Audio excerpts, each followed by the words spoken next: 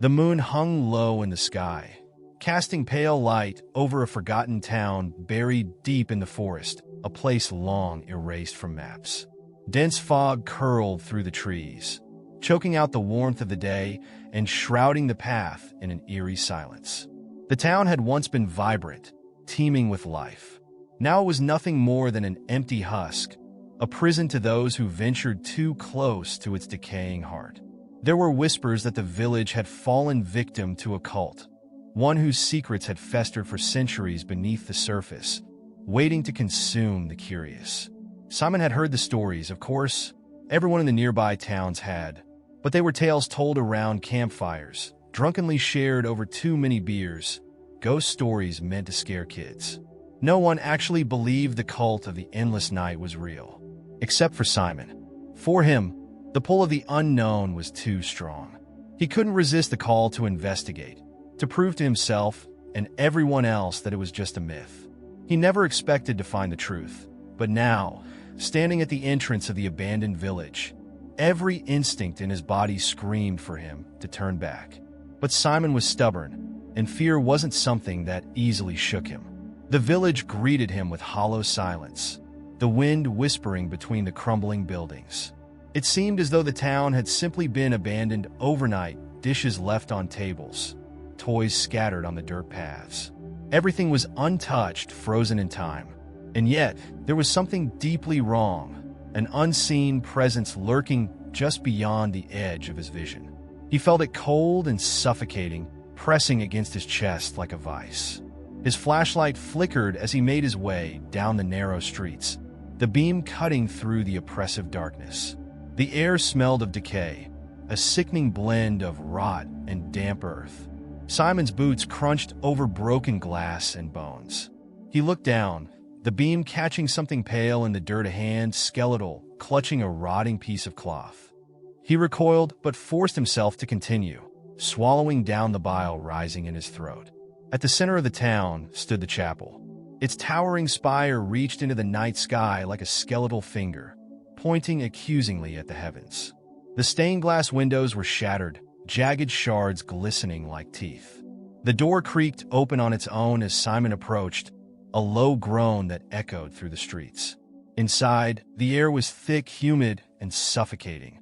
Candles burned in strange patterns on the floor, their flames flickering unnaturally, casting twisted shadows on the walls. In the center of the chapel stood an altar, drenched in dried blood. Flies buzzed in lazy circles above it, their droning hum filling the heavy silence. Carved into the stone were symbols ancient and grotesque, spiraling and jagged, pulsating with a sickening energy. Simon's hand instinctively went to his chest, his breath hitching as he approached the altar. He didn't hear the door close behind him, nor the soft shuffle of footsteps creeping closer. It wasn't until he felt the hot breath on the back of his neck that he realized he was no longer alone. His blood ran cold as he turned, expecting to see another lost soul like him. But what he found was far worse. Figures in dark, tattered robes surrounded him, their faces obscured by deep hoods. Beneath them, Simon could see glimpses of decaying flesh, peeling away from bone, eyes sunken into black voids. Their voices were low, a guttural chant that resonated in his bones, twisting the air with each syllable. They were the cult, the ones who had never left, the ones who had given themselves to something darker, something older. Before Simon could react, the robed figures moved with inhuman speed, their cold hands gripping his arms, dragging him toward the altar. He struggled, but it was futile. Their strength was unnatural, their grip unyielding. His flashlight fell to the floor, rolling into a dark corner, where its beam flickered one last time before plunging the room into complete darkness. He was forced to his knees before the blood-stained altar, his chest heaving with terror. The chanting grew louder, filling the chapel, vibrating through the stone walls. And then, from the shadows, something emerged. It slithered like liquid, an amorphous black mass that seemed to consume the very air around it. Eyes, too many to count, blinked in unison, staring down at Simon with a hunger that made his skin crawl. It had no form, yet its presence was overwhelming, its sheer malice suffocating. This was what the cult worshipped, what they had sacrificed everything for, a god born of nightmares, a creature that thrived on agony and despair.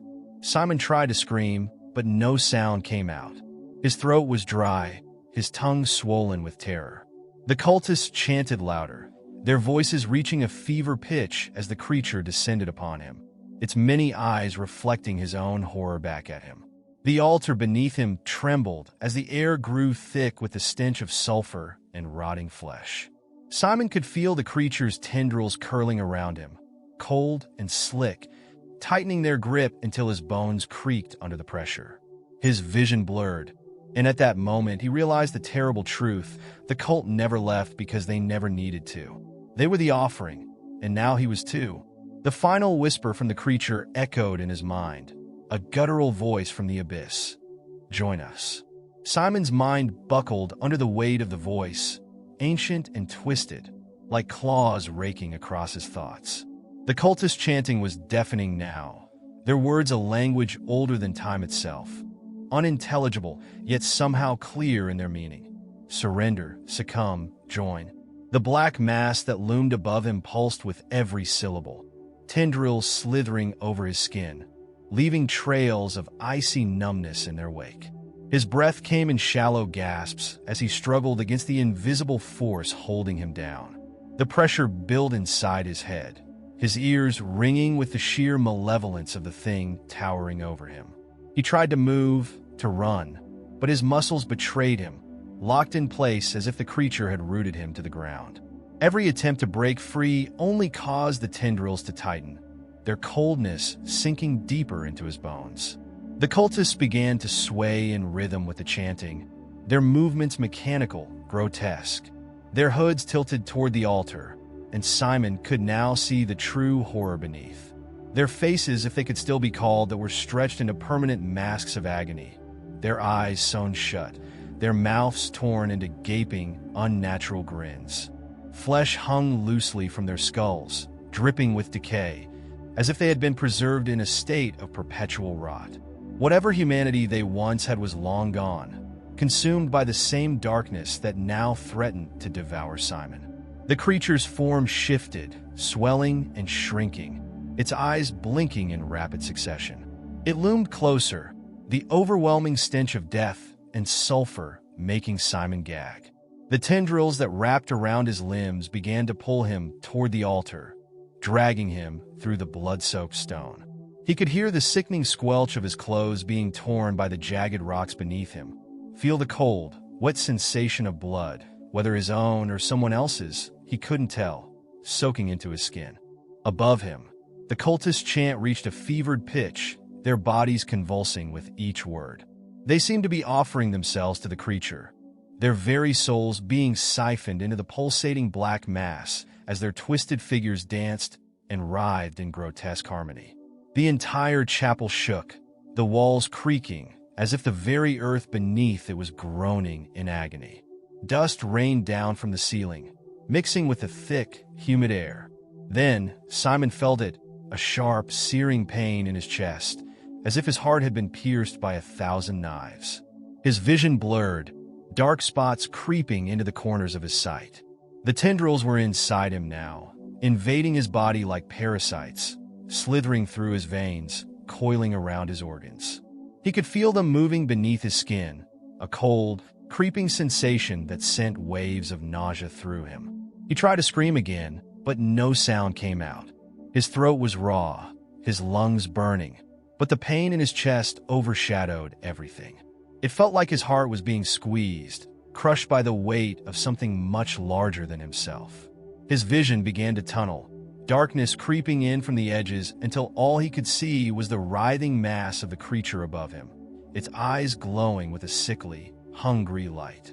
In his final moments of lucidity, Simon realized that the creature wasn't just devouring him physically. It was feasting on his fear, his despair, his very soul. He could feel himself slipping away, his mind unraveling, being pulled into the void where countless others had gone before him. This was the cult's secret, the true purpose of their rituals. They were conduits, offering up the souls of the living to feed the insatiable hunger of the ancient thing that had claimed this place as its domain. The black tendrils wrapped tighter around his heart, and with one final, agonizing pulse, Simon's world went dark. But the nightmare didn't end. Simon's consciousness remained, suspended in a cold, empty void. He could still feel the creature's presence, lurking just beyond the edges of his awareness, waiting. It was inside him now, a part of him. He could hear the faint whispers of the cultists in the distance, their chants echoing in the hollow expanse of his mind. Their voices merged with his own thoughts, and slowly, he began to understand. The creature had claimed him, but it was not finished. Through the suffocating darkness, Simon felt himself being pulled back, drawn toward the lightless abyss that had swallowed him whole.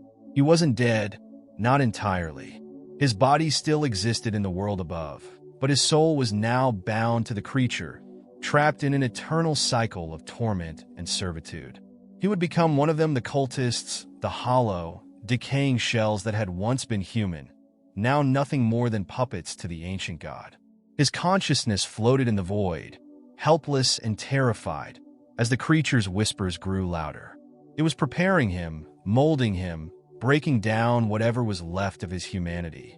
And then, with a sudden, violent pull, Simon was thrust back into the world of the living. When he opened his eyes, the chapel was silent. The candles had burned down to nubs, their flames extinguished. The cultists stood motionless around him, their hollow eyes staring blankly into the darkness. Simon's body felt foreign, heavy, as if it no longer belonged to him. He tried to move, but his limbs wouldn't respond. He could feel it, the creature nestled deep inside him, watching, waiting. Simon's vision sharpened, but the world around him seemed distorted, warped by an unnatural force. His body was no longer his own, and as he looked down, he saw the pale, sickly flesh of his hands, no longer the strong, familiar ones he remembered. The veins beneath his skin pulsed with an inky blackness, the creature's presence coiling through him like poison. His heart still beat, but each thud felt labored, echoing with the rhythm of the dark god inside him. He tried to scream, but his mouth moved of its own accord, silently mouthing words he didn't understand. The cultists stood still, watching him, waiting for something. And then, without warning, they began to move. Slowly at first, then faster, their movements jerky and unnatural, like puppets yanked on invisible strings. The guttural chant resumed, louder this time, shaking the very foundation of the chapel. Simon felt his legs lurch forward, his body moving against his will. His feet dragged him toward the altar, where the blood was still fresh and gleaming. His hands trembled as they reached out to touch the stone, now warm to the touch, pulsating with dark energy. He felt a surge of power flood his veins, an intoxicating rush that almost drowned out the horror of what was happening.